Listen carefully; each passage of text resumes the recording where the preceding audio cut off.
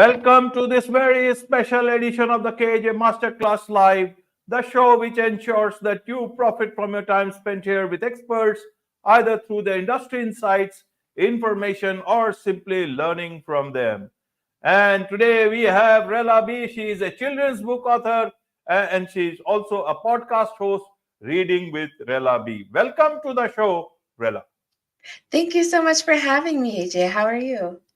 I am very, very good, and it is a wonderful morning, very sunny, bright morning in India, and it's nice to talk to you. I know it's late for you, but then, topics like this will remove that all that, a bit of a late or in the it will make it all shiny everywhere because we'll be talking about children's book, we'll be talking about your podcast, we'll talk about self-publishing. So for the audience, I told about children's book author, but I want to, for the audience, I want you to introduce to them, who exactly is Rella B? How are creating a career out into children's as a career, children's book author, and whatever you want to tell about that, so that nothing is lost in translation.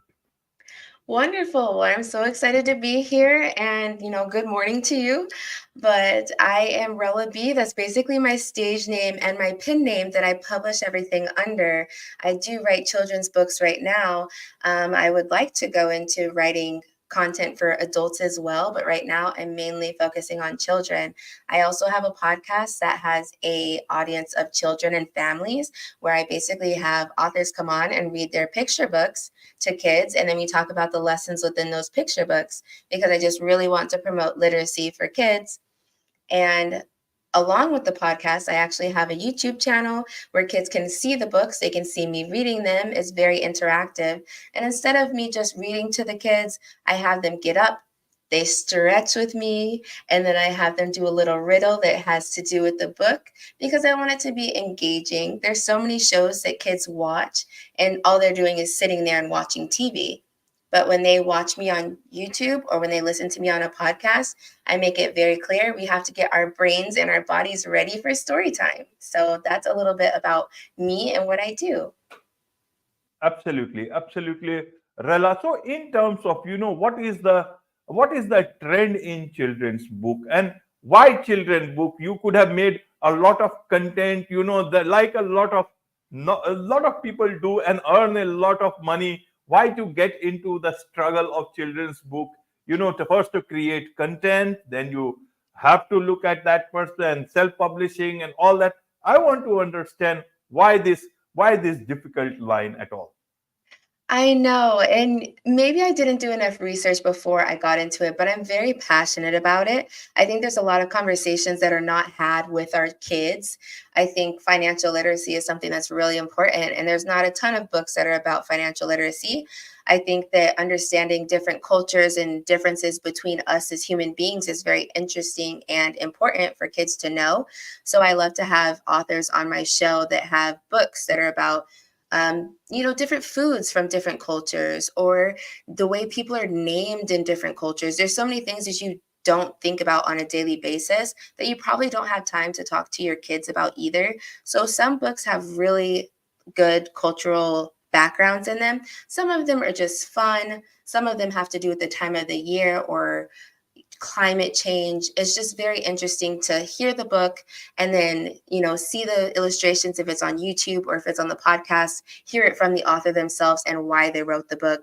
I'd like to, connect with people and try to collaborate in that way. I don't know why I had to go the hard route, sadly, with children's content, but I think that I can do it better.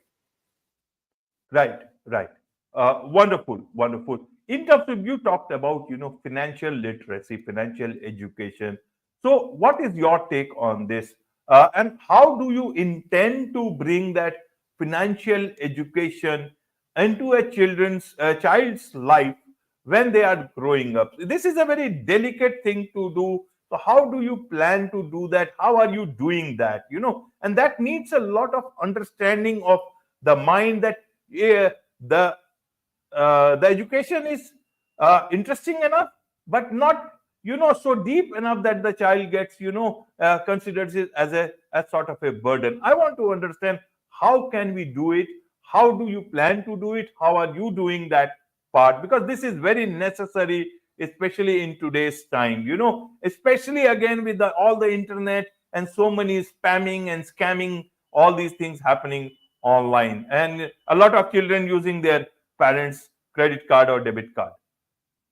Oh my goodness. So for me personally, I have a 3-year-old, and right now, she knows that there's coins, she knows there's dollars, she knows there's cards. She actually is on 3 of my credit cards as a authorized user. So I'm already building her credit. She's had credit cards since she was 1 years old, and I'll let her pay with it.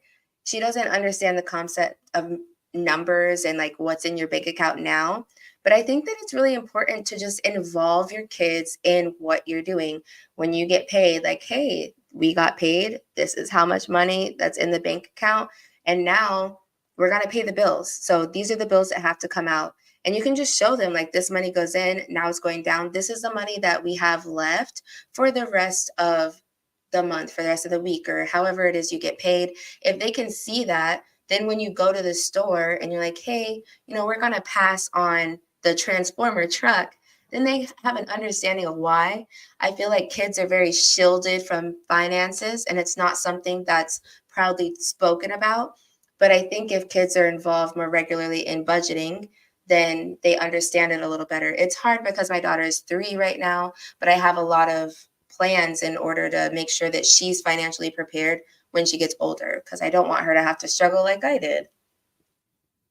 Absolutely, absolutely. So, in terms of children book, do you think the number of writers are increasing or they are decreasing as we go? Because you do a lot of interviews with writers in your podcast, so you would be able to throw some light on this. And do you think this increase or decrease? How do you like to see it? If it's an increase, then are we getting the right sort of writers? And if it is decreasing, why is it decreasing? Is it because that is not lucrative enough for them, or is it because it takes a lot of different understanding to understand children's mind? Sometimes, as we grow up, we forget that we were once our children. The child within us almost, is lost. So maybe a lot of people find that difficulty. It is time to regain or get the child back into us. I want to understand this whole genre into which you are spending a lot of time to understand. So I think that there are a lot more children's book authors because it's a lower barrier to entry to get into children's books. But I also think that the level of quality for the children's books is not always there. And then people also don't realize, like, once you have the book, then you have to market it. You have to have a fan base. You have to have a website. You need an email list. Like, there's so many more things than just writing the book. So even though I think a lot of people enter it thinking that it's going to be amazing and they have rose colored glasses on. Once the reality is hit, I feel like a lot of people exit just as quickly as they entered in. Um, for me, I feel like I'm almost like a Peter Pan type of person. I love, just being imaginative, playing, having a good time, being like an inner child. So I try to channel that as much as possible. Right, right, Prela. So, in terms of your journey as a children's book author, as a podcast host into this, what has been your learning? A lot of people want to get into this line. A lot of people who are, say, doing a lot of content, but they think, okay, this is the time to give back. And what better than to catch them young, especially kids with whatever one is doing. So, in terms of your learning for the people who want to get into more of children's content, especially when they are talking about their financial understanding of things, a lot of people who are into this line may want to understand. So what's your understanding? What advice would you like to give them in terms of book? Also people who are want to get into uh, podcasting around children. Nowadays there is so much of content talk about children, whether to allow them or not, but there are people who want to give out good content to children also. So how can they, what is your learning? What would you like to tell them in terms of book as well as podcasting? So, yeah, I've done a lot of research on different types of content and especially in the children's space. But honestly, the best advice that I can give for anybody wanting to get in any sort of content is to start your content 3 to 6 months before you actually plan on posting it. Because if you have a children's podcast or a children's YouTube channel, you're going to want to have at least 3 to 5 episodes. So if someone listens to it and they enjoy it, then they can just keep listening instead of waiting another week. And since they've only heard your name once, they've only heard your sound once, they may not remember you. But if they sit there and listen to half an hour of your content, then they'll be like, huh, maybe I'll come back next week and listen or watch.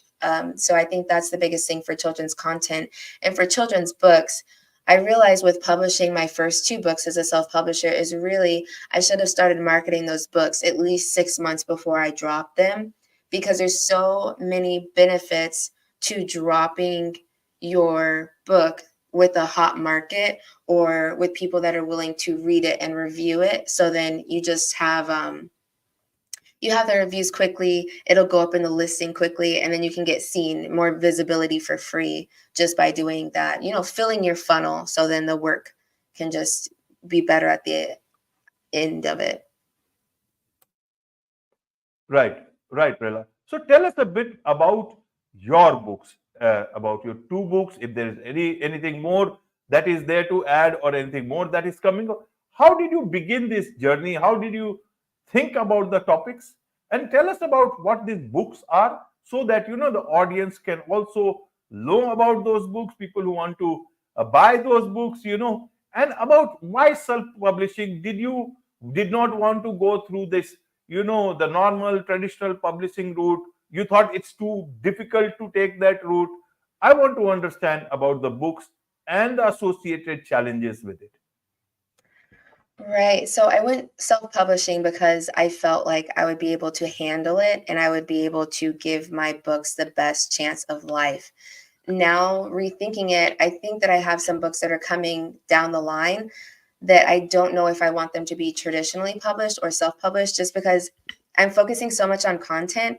I don't know if I really have the time or capacity to focus on the books like I would like to. But the reason that I would switch to traditional publishing is so I have that content and it can stay high quality. And I'm just trying to create a community around all of my work, my books, my podcast, my YouTube. So someone watches my YouTube channel, likes it, and then goes and buys my book, or someone buys my book, likes it, and goes and watches my podcast. So I'm really trying to create a cycle of entertainment for children. Um, so I think that answered your question. Right. What are these books about? I want to, the name and all. If people would be interested, where they can get hold of this book. Right. So I sell my books directly on my website, RellaBBooks.com. And then I also sell them on Amazon as well. I'm looking to distribute them a little bit more places. I have 2 books right now that are out. I have Mama, I Got a Dollar, which is about a little girl who goes on an adventure talking to her family members, and they tell her about the different uses of a dollar, like how you can get into debt with a dollar, or how you can save with your dollar, or where you can put it. So that one's a cute one. It's short, but I don't want that book to end at the end. I want it to continue within the family. So just reading that book and then focusing on a different part or different aspect of finances, whether that be saving or spending their money or budgeting. And then I have another book that is called If Shapes Could Talk. And I'm basically making a series about if shapes could blank. And If Shapes Could Talk is about a little rhombus that goes to school and sees a lot of different shapes and families that are different than hers. And then she starts getting a little bit envious of what they have, like bigger houses, or maybe they look a little bit different. They have more sides than she does. And then she goes through the story on a play date, and she's like, you have so much stuff. Like, this is amazing. Why don't I have that? She starts asking her dad for those things. And then she finds out that the little girl actually is in a situation that she wouldn't want to be in herself. So she learns like, oh, well, I'm actually really thankful for what I have and, my life and my family. And it's a book about gratitude and acceptance of your own family's diversity, basically. Right, right, Rella. In terms of self-publishing, how did you decide on the platforms which are very good? One is the obvious one, you go to Amazon, and one is that there are so many new platforms also. What has been your research? Do you think Amazon is still the best to book place to go, or there are other places where people should try out first, and then also maybe not exclusively on KDP, maybe on just on Amazon plus other platforms? What's your take? Or is it the best way to go is to sell it through your own website because you keep all the money with yourself? So I think the best thing is to have it as many places as possible for SEO, for visibility, for so many reasons. I enjoy having it directly on my website because then people can go there and they don't have to go anywhere else. But I do have links on my website so that if they want to purchase it from Amazon because it's just more convenient for them, they can. I fulfill my books through Book Vault, which is shipped out of the UK. So if they buy it from my website, it'll take a little bit longer to get to them, but the quality is a lot better. So I think that you should publish as many places as you can and uphold your quality. Absolutely, absolutely. One more question, in terms of as we talked about, also we lose our inner child as we grow up. How would you like to tell parents about children's book, how they can engage with their children along with their children's book, and also get in touch with their inner child? Also, how are children taking these books in terms of finances? Are they liking it, not liking it? What sort of content, even in financial education, what sort of content do you think they want to learn more about? So I think kids just really like to be entertained. So, however, you can make the book more entertaining, whether that's bringing out dollars and bills and making it an activity afterwards, or whether you use funny voices, or you do like a little interactive scavenger hunt, especially for my book about a dollar. Like you could literally just hide dollars around the place. There's lots of ways to make learning really fun and reading really fun. Um, and I think that sometimes parents have to heal their inner child to be able to connect with their child in any sense of the form. Um, and one of the ways I personally do that is creating all of this content now. I love doing it. It makes me really happy. I get to be really imaginative and it takes me out of my comfort zone. I always wanted to design clothes. I designed all of Rella B's clothes. Like she has, this is my podcast wearing like hoodie. Um, and then all of her clothes have the same pattern. They're all very colorful. And it's fun. I feel like as long as parents can make things fun for their kids, and help them accomplish their dreams with children's literature. If your kid wants to be a singer, find them books about singing. Explore those things with them through literature, and I think that they'll connect with the books more. Absolutely, absolutely. There is much to learn about children's book. There is much to learn about self-publishing. So a lot of people who would like to learn more from you, more about your books, more about what you want to do in terms of, if anyone wants to be professionally engaged with you in terms of getting your books, any publisher, what is the best way for them to connect with you? So there's a way you can just connect to me and contact me through RellaBBooks.com. And my email address would be podcast@RellaBBooks.com or media@RellaBBooks.com. And I can be reached through those really easily. I also have all social medias and all of the handles are at RellaBBooks.